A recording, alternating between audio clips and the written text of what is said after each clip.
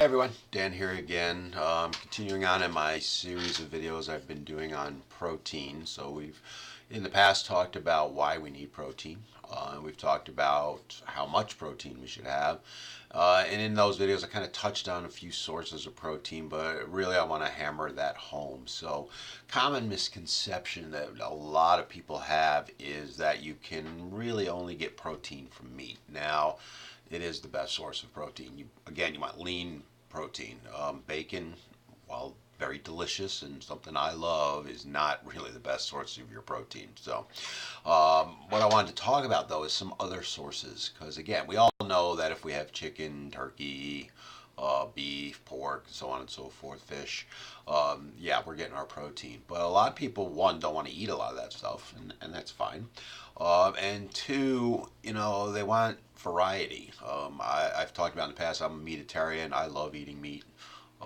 And I eat a lot of it. But there are other sources. I get sick of eating meat all the time. So what thought I would do is just kind of go over a few of them that I use, and also some other ones that are out there. The first one, foremost one that I would use is eggs. And I consider the perfect snack to be a couple of hard-boiled eggs, and two hard-boiled eggs will give you 14, 15 grams of protein right there. Chop them up, put them in a salad. I know my wife Lori has them for breakfast all the time. It's cheap, it's quick, it's easy. Uh, we keep on Sunday we'll do a dozen. We keep them in the fridge. We need a quick snack. Boom, we just grab it and go. Other sources, dairy items, things like Greek yogurt, fantastic source of protein. But again, kids, you want to get the non-sugared kind. You want the plain or the vanilla. When you get the sugared stuff, then you're adding, well, sugar. Um, some people will ask me, is Greek yogurt better than the regular yogurt? And the answer is it will have a higher protein content, ounce for ounce. So, yeah, I prefer it. It's a little bit thicker. I know some people don't like that. But if you're going to use yogurt as a protein source, add your own berries. Again, I'll take a half a cup of Greek yogurt. I like the vanilla primarily. Throw in a half a cup of berries, blueberries, strawberries, whatever, and I like a little crunch. So it leads to another thing that I'll add, which is either chia seed or flaxseed. Excuse me, those will have protein in them, and while it's not a ton of it, it's still adding protein to it. So when I get all done with all that stuff, I've got 20, 30 grams of protein in my little cup of yogurt with my fruit and so forth. Other sources, tofu. Now, I know a lot of people are bad mouthing tofu. It's soy. My God, the world's going to end. I'm tell you, kids, the longest living diets out there are the Asian diets, Okinawan and Korean, and they eat a lot of tofu. So it's not the end of the world. I wouldn't have it for every meal, but yeah, it's okay to have tofu. Excellent, excellent source of protein. Things like another soy type product is edamame. Tofu is made from pressed edamame. Edamame is essentially soybeans. I love it. You can get it dried.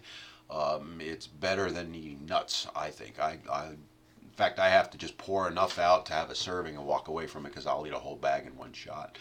Some other sources. There's tempeh. There's, going back to the dairy, cottage cheese, outstanding source of protein. Milk, does the body good. Then there's, things like lentils.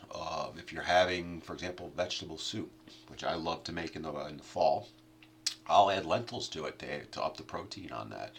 Quick little meal, vegetable soup with some lentils in it, boom, you're good. Things like quinoa, things like chickpeas, otherwise known as garbanzo beans, I believe. Hummus, carrots and hummus. There you go. You got protein and your veggies all in one shot.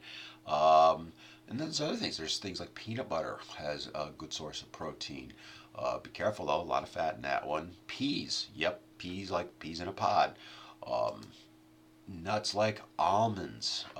You can see there's a wide variety there. A lot of the vegetables that are out there. One that's I use a lot is spinach. Spinach has a couple of grams of protein per cup.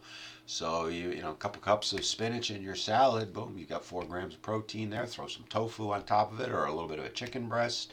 Add some chickpeas, add some regular peas, and boom, you've got a pretty healthy salad there with a lot of protein in it. There's a lot of other sources. I just wanted to touch on a few to make you realize it's not just meat to get your protein. And you want to have variety with it, because not only do you want the protein, you want the phytonutrients that go with it, the minerals and vitamins, and you want a wide variety when it comes to your diet. The color of the rainbow when it comes to your vegetables, and so on and so forth. So give some of those a try, mix them in to your diet. Start slow, add it gradually, and then let's say you're not hitting your needs even with all of that. Well, in the next video, I'm going to talk about protein supplementation, a big mistake that people make when it comes to that, and what I consider the best source of protein supplementation.